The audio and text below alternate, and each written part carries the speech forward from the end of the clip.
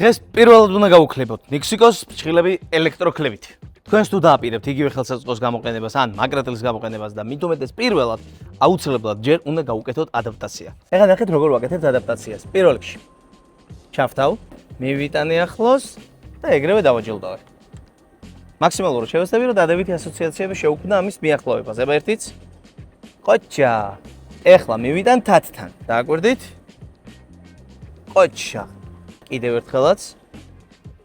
ყოჩა. ბარემ გეტყვით რომ წასახალისებლად ვიყენებ აკანას.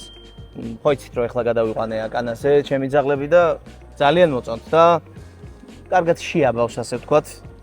აკანა იმის და მიხედავთ რომ როგორც ვატყობ ცოტა ეშინია. ყოჩა.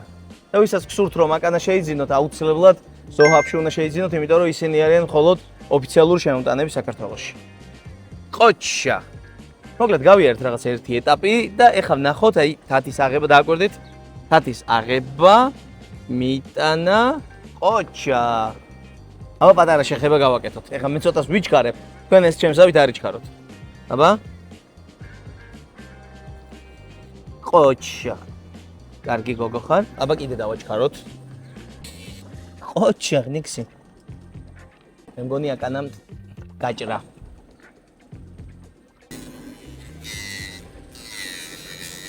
ყოჩა. აუ სუნია უშალ დამწრის ჭხილმა. ნანა მომწონს გლოვად უკეთებს რაღაცნაირად. ყოჩა, ნიქსიკო, ყოჩა. მე მგონი ეს უფრო მეწონა ვიდრე მაგრატელი. აბა? ყოჩა, რა кай კოკო ხარ. ასე რომ დაიმახსოვრეთ, ადაპტაციის გარეშე არასდროს არ დააჭრათ თქვენ ძაღლს ფრჩხილები. ეს კიდე ძალიან მომეწონა, ცოტა ძლიერი ძრავი რო ქონდეს უკეთესია. და რაც თავარია, შეინახეთ ეს ვიდეო და გამოგვიწერეთ ჩვენ.